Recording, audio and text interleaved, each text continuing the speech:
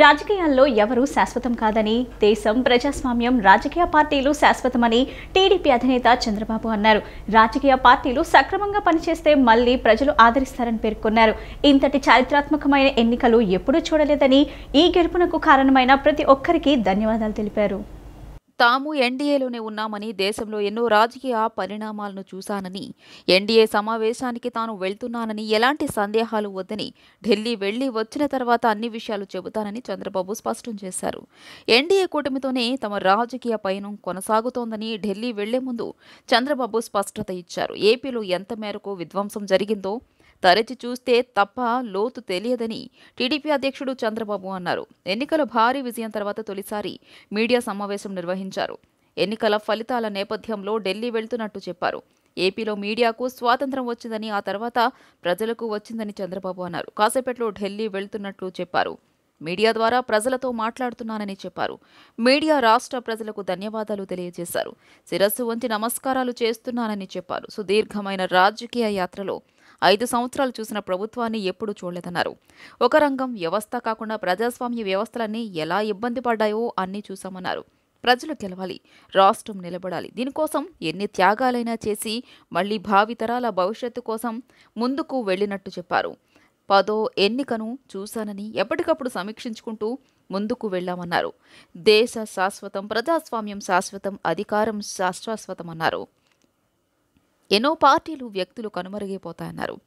ఇంత చారిత్రకమైన ఎన్నికలను ఎప్పుడు చూడలేదన్నారు. ఎన్నికల్లో వ్యతిరేకత కనిపించదని, అమెరికాలో ఉండే వ్యక్తి కూడా 5-6 లక్షలు ఖర్చు చేసి ఓటు వేయడానికి వచ్చారని, కడుపు నింపుకోవడానికి పక్క రాష్ట్రాలకు వెళ్లిన వారు నేరుగా సొంత డబ్బుతో వచ్చారన్నారు. భోజనాలు ప్యాక్ చేసుకుని ఓట్లు వేయడానికి వచ్చారని, ఆ కమిట్మెంట్ను ఎలా అభినందించాలో తెలియడం లేదన్నారు. టీడీపీ చరిత్రలో, ఏపీ చరిత్రలో సువర్ణ అక్షరాలతో లిఖించదగిన చరిత్ర అన్నారు. అనేక ఎన్నికల్లో అనేక అనుభూతులు చూశాం. కానీ మేము అన్ని ఎన్నికల కంటే ఇది ఒక తెలుగుదేశం పార్టీ చరిత్రలో, ఆంధ్రప్రదేశ్ రాష్ట్ర ప్రజల చరిత్రలో సువర్ణాక్షరాలతో లిఖించదగ్గ ఎన్నిక. ఇది ఒక హిస్టారికల్ ఎన్నిక. ఆగస్టు క్రైసిస్ తర్వాత ఎన్టీ రామారావు గారు పార్టీ పెట్టిన తర్వాత 83లో మేము గెలిచాం. అప్పుడు 200 సీట్లు వచ్చాయి. కొత్తగా పార్టీ పెడతానే ఎన్నికలకు వెళ్లి 9 నెలలు అధికారంలోకి వస్తే 200 సీట్లు వచ్చాయి. 94లో మీరు ఒక్కసారి చూస్తే ప్రజా వ్యతిరేకం వల్ల 3 ముఖ్యమంత్రులు మారడం వల్ల ఆ రోజు మీరు ఎన్నికలు చూస్తే దగ్గర అపోజిషన్ పార్టీకి రిక్వైర్డ్ నెంబర్ అంటే అపోజిషన్ లీడర్గా వచ్చే స్టేటస్ రాకుండా వచ్చాయి. అవన్నిటిని మరిపించే విధంగా ఈసారి ఊహించని విధంగా వచ్చింది. అంటే దానికి కారణాలు నేను ఎక్కువ చెప్పక్కర్లేదు, అనుభవించిన ప్రజలకే అర్థమవుతుంది. జనసేన గెలవటం 5 కోట్ల మంది ప్రజల ఆకాంక్షకు ప్రతిరూపమని ఆ పార్టీ అధినేత పవన్ కళ్యాణ్ అన్నారు. ఇది కక్ష సాధింపుల సమయం కాదని, ఆంధ్రప్రదేశ్ అభివృద్ధికి బలమైన పునాదులు వేసే సమయమని పార్టీ శ్రేణులకు చెప్పారు. పోటీ చేసి గెలిచింది 21 సీట్లలో అయినా 175 సీట్లలో గెలిపిస్తే ఎంత బాధ్యత ఉంటుందో అంతే బాధ్యతగా పనిచేస్తామన్నారు. ఆకాశమంత విజయాన్నిచ్చిన పిఠాపురం నియోజకవర్గ ప్రజలకు మనస్ఫూర్తిగా ధన్యవాదాలు తెలిపారు. తెలుగుదేశం నేత వర్మకు ప్రత్యేక కృతజ్ఞతలు చెప్పారు. ఎన్నికల ఫలితాలు వెలువడిన తర్వాత కార్యకర్తలను ఉద్దేశించి జనసేన అధినేత పవన్ కళ్యాణ్ మంగళగిరిలోని పార్టీ కార్యాలయంలో మాట్లాడారు. ఏరు దాటక తెప్ప తగిలేసే రకం కాదని, ఉద్యోగులకు, నిరుద్యోగులకు ఇచ్చిన హామీలు గుర్తున్నాయన్నారు. ప్రజలకు జవాబుదారీతనం చెప్పే ప్రభుత్వం రాష్ట్రంలో ఏర్పడుతుందని చెప్పారు. జగన్తో తనకు వ్యక్తిగత కక్ష లేదన్నారు. కక్ష సాధింపు కోసం మనకి జనం అధికారం ఇవ్వలేదని, 5 కోట్ల ఆంధ్రులకు న్యాయం చేయాలన్నారు. తన జీవితం ఎప్పుడు దెబ్బలు తినడమేనని, సినిమా పరంగా తొలి ప్రేమ విజయం, రాజకీయాల్లో ఈ విజయం అన్నారు. డబ్బు, పేరు కోసం తాను రాజకీయాల్లోకి రాలేదన్నారు. సగటు మనిషి కష్టం చూసి వచ్చానని చెప్పారు. 2019లో పోటీ చేసిన 2 చోట్ల ఓడినప్పుడు నా పరిస్థితి ఎలా ఉందో ఇప్పుడు అలాగే ఉందన్నారు. గెలుపోటములను సమానంగా తీసుకుంటున్నానని చెప్పారు. పిఠాపురం ప్రజలు పవన్ తనను గెలిపించలేదని, రాష్ట్రంలో 5 కోట్ల మందిని గెలిపించారన్నారు. ప్రజలకు ఇచ్చిన మాట నిలబెట్టుకుంటా అని పవన్ స్పష్టం చేశారు. ఆంధ్రప్రదేశ్ భవిష్యత్తుకి పునాది, బలమైన పునాది వేసే సమయం. అన్నం పెట్టే రైతుకి అండగా ఉండే సమయం ఇది. రక్షణ లేని ఆడబిడ్డలకి రక్షణ కల్పించే సమయం ఇది. ఆడబిడ్డల్ని, మహిళల్ని వారి కాళ్ళ మీద వాళ్ళు నిలబడగలిగేలా చేసే సమయం ఇది. నేను ఈరోజు ప్రభుత్వ ఉద్యోగులు కూడా మాటిస్తున్నాను. కంట్రిబ్యూటరీ పెన్షన్ స్కీమ్ నేను చెప్పాను, నేను బాధ్యత తీసుకున్నాను, నేను మర్చిపోలా. ఏరు దాటాక తెప్ప తగిలిసే రకం కాదు నేను. దానికి సరి సమానంగా అది కానీ మీకు న్యాయం వచ్చేలాగా సంవత్సరం లోపు తీసుకొస్తాను అని మాట ఇచ్చాం, తీసుకొచ్చి తీరుతాం. ఆ మాట మీకు ఇస్తున్నాం. మెగా డిఎస్సి నోటిఫికేషన్ విడుదల చేయించే బాధ్యత మనం తీసుకుందాం. యువత విలవిల్లాడిపోతా ఉన్నారు, యువత నలిగిపోతా ఉన్నారు. మీ చదువులకి తగ్గ ఉద్యోగాలు కానీ, మీ స్కిల్స్ని పెంపొందించి మీకు ఉద్యోగాలు కానీ, నేను మీకు చెప్తున్నా, నాకు చాలా పెద్ద బాధ్యత ఇచ్చారు ప్రజలు. ఈ రోజున గెలిచింది, పోటీ చేసింది 21, 2 పార్లమెంట్లు గెలిచింది 100%. కానీ బాధ్యత ఎంత ఉందంటే 175 సీట్లు మనమే గెలిస్తే ఎంత బాధ్యత ఉందో అంత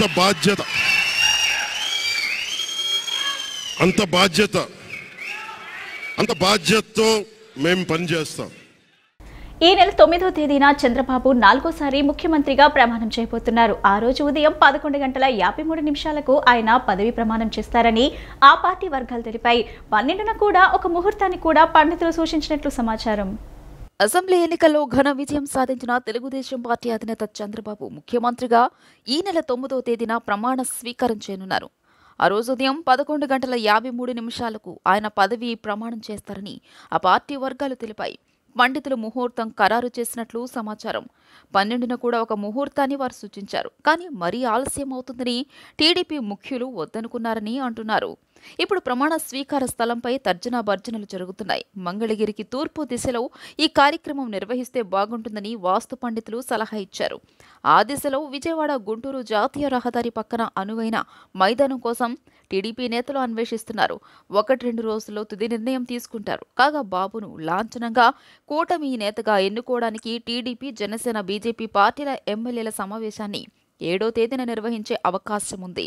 బాబును శాసనసభలో తమ నేతగా ఎన్నుకుని ప్రభుత్వ ఏర్పాటుకు ఆహ్వానించాల్సిందిగా గవర్నర్ అబ్దుల్ నజీర్కు లేఖ అందిస్తారు. ఆయన నుంచి ఆహ్వానం అందాక చంద్రబాబు ముఖ్యమంత్రిగా ప్రమాణ స్వీకారం చేస్తారు. ఇంకోవైపు ఆయన జనసేనాని పవన్ కళ్యాణ్ బుధవారం ఉదయం ఢిల్లీ వెళ్తున్నారు. ఎన్డీఏ భాగస్వామ్య పార్టీల సమావేశానికి రావాలని బీజేపీ జాతీయ అధ్యక్షుడు జేపీ నడ్డా ఫోన్ చేసి ఆహ్వానించారు. చంద్రబాబు 4వ ముఖ్యమంత్రిగా ప్రమాణం చేయబోతున్నారు. 1995లో ఉమ్మడి రాష్ట్ర సీఎంగా మొదటిసారి, 1999 ఎన్నికల్లో గెలిచి రెండోసారి సీఎం అయ్యారు. రాష్ట్ర విభజన అనంతరం 2014లో ఎన్నికల్లో గెలిచి 3వసారి సీఎంగా ప్రమాణం చేశారు. ఇప్పుడు 4వసారి కాబోతున్నారు. ఎన్టీఆర్ కూడా టీడీపీ తరపున 4 సార్లు ముఖ్యమంత్రిగా ప్రమాణం చేసిన ఆయన ఇంతకాలం పదవిలో కొనసాగలేదు. ఏపీలో కూటమి సునామీ సృష్టించింది. 164 స్థానాల్లో ప్రభంజనం సృష్టించింది. వై నాట్ 175 అంటూ విరవీగిన వైఎస్ఆర్సీపీ బొక్కబోర్ల పడింది. ఊహించని పరాజయంతో ఫలితాల పట్టికలో వైఎస్ఆర్సీపీ 3వ స్థానానికి పడిపోయింది. ఈ ప్రాంతమని తేడా లేకుండా కూటమి ఆడిన చెడుగుడుకు వైఎస్ఆర్సీపీ చతికిల పడింది. రాష్ట్రంలో తెలుగుదేశం కూటమి సునామీ సృష్టించింది. 164 స్థానాలతో ప్రభంజనం సృష్టించింది. వై నాట్ 175 అంటూ విర్రవీగిన వైఎస్ఆర్సీపీ బొక్కబోర్ల పడింది. 3 పార్టీలు మూకమ్మడిగా ఫ్యాన్ రెక్కలు విరగ్గొట్టి పక్కన పడేశాయి. సింహం సింగిల్గా వస్తుందంటూ సవాలు చేసిన జగన్కు, ఆయన పార్టీకి అసెంబ్లీలో ప్రతిపక్ష హోదా కూడా లేకుండా గల్లంతు చేశారు. పేదల ముసుగేసుకున్న పెత్తందారీ జగన్ను తరిమికొట్టారు. రాష్ట్ర అసెంబ్లీ ఎన్నికల్లో కనీవిని ఎరుగని ఏకపక్ష విజయం నమోదైంది. తెలుగుదేశం, జనసేన, బీజేపీ కూటమి తిరుగులేని విజయంతో చరిత్ర సృష్టించింది. వై నాట్ 175 అంటూ తలెగరేసిన వైఎస్ఆర్సీపీను సకల జనులు నేలకేసుకొట్టారు. ఉద్యోగులు ఉతికారేశారు. టీచర్లు గుణపాఠం చెప్పారు. అంగన్వాడీలు బెత్తమెత్తారు. ల్యాండ్ టైటిలింగ్ చట్టంతో చెలగాటమాడినందుకు రైతులు వైఎస్ఆర్సీపీ గుండెల్లో గుణపాలు దించారు. ఉచిత ఇసుక తీసేసిన పాపానికి జగన్ ప్రభుత్వాన్ని భవన నిర్మాణ కార్మికులు కుప్పకూల్చారు. నిరుద్యోగులు నిలువునా పాతరేశారు. అక్కా చెల్లెళ్లు చేదరించుకున్నారు.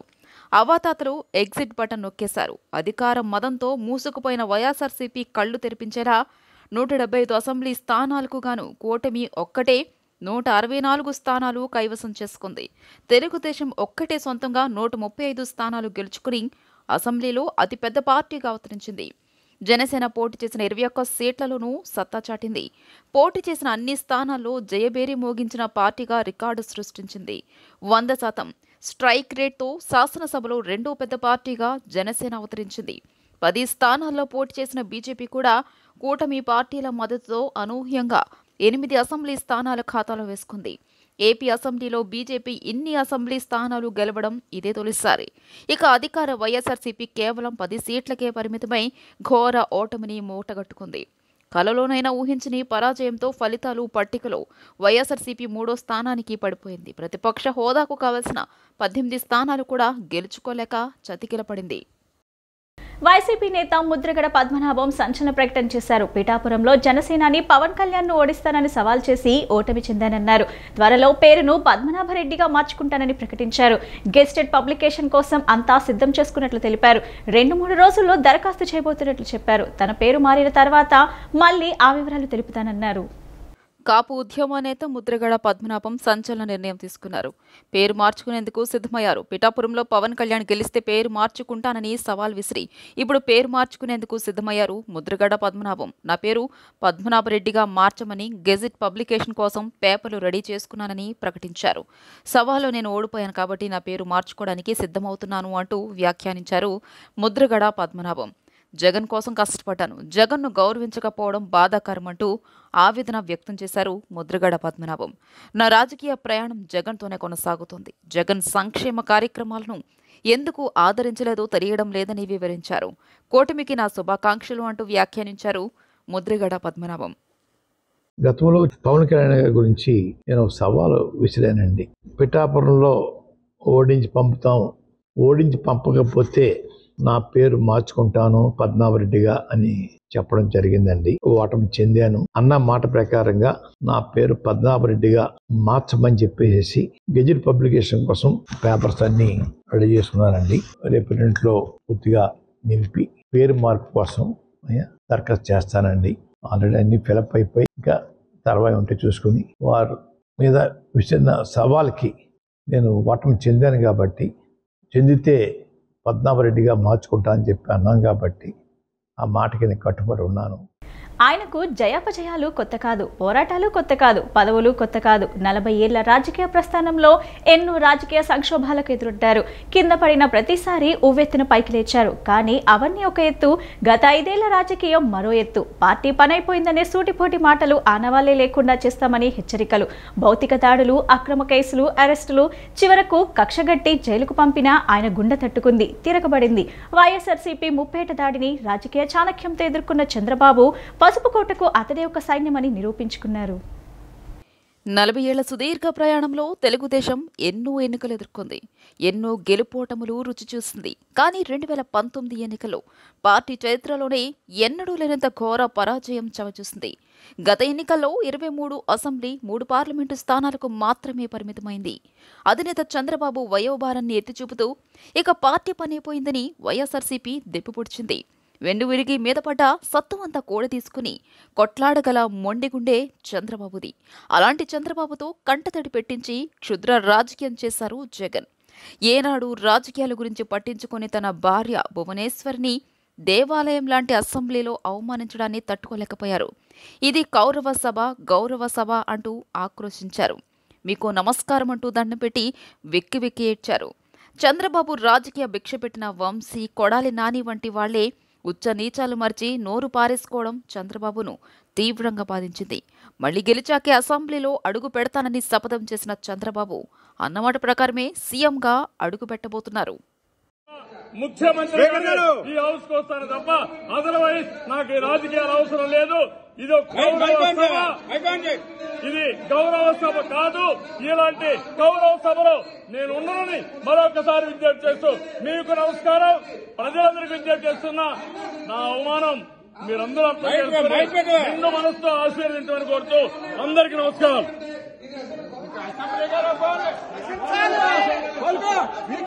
పత్రం స్టార్ట్ అయింది, మీకు పత్రం స్టార్ట్ అయింది, పత్రం స్టార్ట్ అయింది.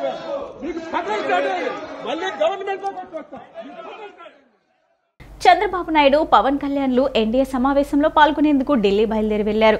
ఉండవల్లి చంద్రబాబు నాయుడు మంగళగిరి నుంచి పవన్ కళ్యాణ్ ఆయన భార్య కుమారుడు వేర్వేరుగా రోడ్డు మార్గాన గన్నవరం విమానాశ్రయం చేరుకున్నారు. అక్కడి నుంచి ప్రత్యేక విమానంలో ఢిల్లీ బయలుదేరి వెళ్లారు. కొత్త ప్రభుత్వాన్ని ఏర్పాటు చేస్తున్న టీడీపీ అధినేత నారా చంద్రబాబు నాయుడు, జనసేన అధినేత పవన్ కళ్యాణ్ కు కాంగ్రెస్ రాష్ట్ర అధ్యక్షురాలు వైఎస్ షర్మిల శుభాకాంక్షలు తెలిపారు. సంక్షేమం, అభివృద్ధి సమానంగా సాగాలని హితవు పలికారు. ప్రజల పక్షాన పోరాటాలు చేస్తూ జనం గొంతుకగా మారిన కాంగ్రెస్ పార్టీ ఇక మీద కూడా రాష్ట్ర ప్రజల పక్షాన నిలబడుతుందని అన్నారు. ఎన్నికల ఫలితాలపై కాంగ్రెస్ రాష్ట్ర అధ్యక్షురాలు వైఎస్ షర్మిల స్పందించారు. రాష్ట్ర ప్రజల తీర్పును గౌరవిస్తున్నట్లు చెప్పారు. కొత్త ప్రభుత్వాన్ని ఏర్పాటు చేస్తున్న టీడీపీ అధినేత నారా చంద్రబాబు నాయుడు, జనసేన అధినేత పవన్ కళ్యాణ్ కు శుభాకాంక్షలు తెలిపారు. ప్రజల ఆకాంక్షల మేరకు ఏర్పడిన కొత్త ప్రభుత్వం రాష్ట్ర అభివృద్ధిపై దృష్టి పెట్టాలని అన్నారు. మనకు ప్రత్యేక హోదా రావాలని కోరారు. పోలవరంతో సహా అన్ని ప్రాజెక్టులు పూర్తి కావాలని అన్నారు. రాజధాని నిర్మాణం జరగాలని, నిరుద్యోగ బిడ్డలకు పెద్ద ఎత్తున ఉద్యోగాలు ఇవ్వాలని పేర్కొన్నారు. సంక్షేమం, అభివృద్ధి సమానంగా సాగాలని హితవు పలికారు. ప్రజలు ఇచ్చిన ఇంత పెద్ద మెజారిటీతో ముందుకు ఎలా అడుగు వేయాలో రాష్ట్ర భవిష్యత్తు కోసం ఆలోచన చేసి ప్రత్యేక హోదా కోసం కట్టుబడితేనే, అన్ని విభజన హామీలకు కట్టుబడితేనే కేంద్రంలో ప్రభుత్వ ఏర్పాటుకు మద్దతు ఇవ్వాలని డిమాండ్ చేస్తున్నట్లు చెప్పారు. ప్రజల పక్షాన పోరాటాలు చేస్తూ జనం గొంతుకుగా మారిన కాంగ్రెస్ పార్టీ ఇక మీద కూడా రాష్ట్ర ప్రజల పక్షాన నిలబడుతోందని అన్నారు. ప్రభుత్వ నిర్లక్ష్యాలను ఎండగడుతోందని పేర్కొన్నారు. జగన్ అనే రాక్షసుడు పాలన పోయి రాష్ట్రానికి రామరాజ్యం రాబోతుందని విజయవాడ రాధామాధవ్ అపార్ట్మెంట్స్ వాసులు సంబరాలు జరుపుకున్నారు. వచ్చే 5 ఏళ్లలో చంద్రబాబు నాయకత్వంలో స్వర్ణాంధ్రప్రదేశ్గా తీర్చిదిద్దుతారని ఆశాభావం వ్యక్తం చేశారు. ఒక రాక్షసుని అంటే పూర్వకాలం మనం ఎవరో రావణాసుడు అన్నో ఇంకోటి కంసుడు అన్నో ఎవరెవరో అనుకునే వాళ్ళం, నరకాసుడని. అలాంటి వాళ్ళని వధించిన రోజు ఎలాంటి రోజు ఇవాళ మన ఆంధ్రప్రదేశ్కి అలాంటి రోజు అండి.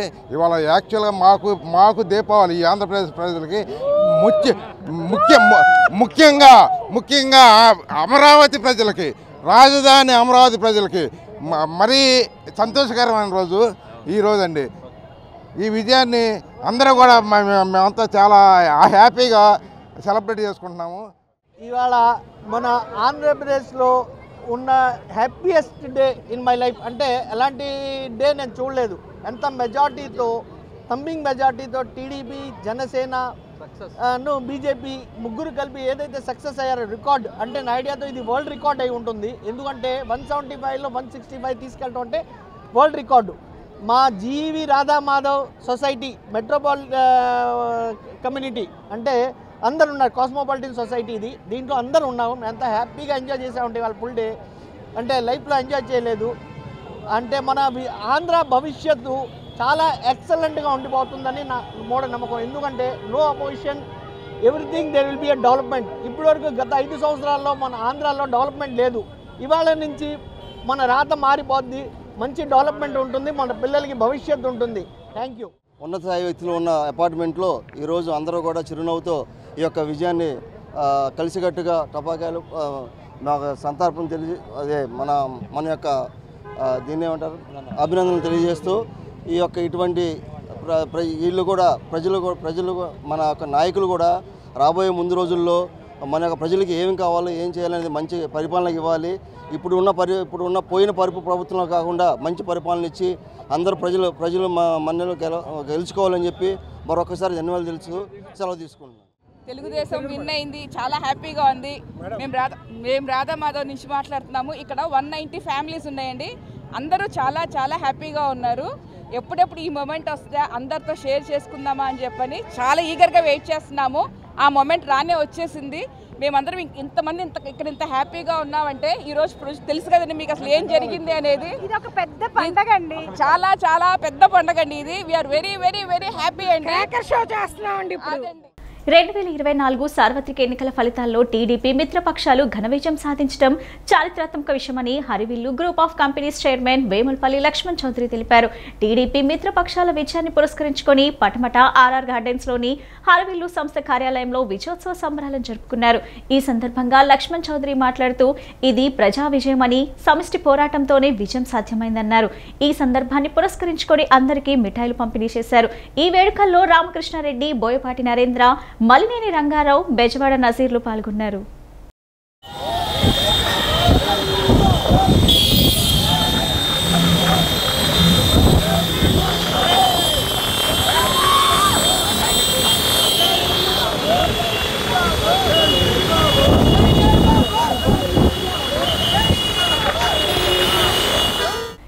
ఎన్నికల ఫలితాల్లో కూటమి అఖండ విజయం సాధించడంతో కృష్ణా జిల్లా బాపులపాడు మండలం వీరవల్లి గ్రామంలో తెలుగుదేశం పార్టీ శ్రేణులు సంబరాలు జరుపుకున్నారు.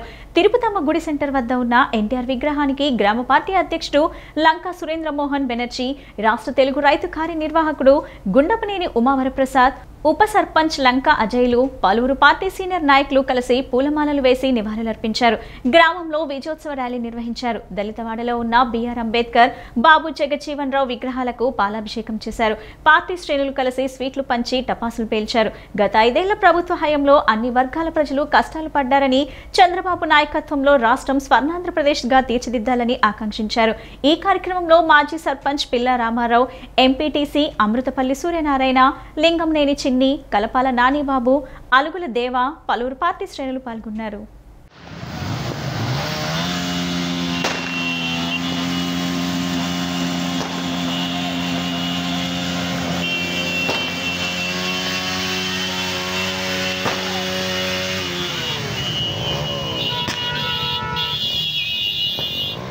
ఈ బులెటిన్ ఇంతటితో సమాప్తం. తిరిగి మరో బులెటిన్ కలుద్దాం. నమస్కారం.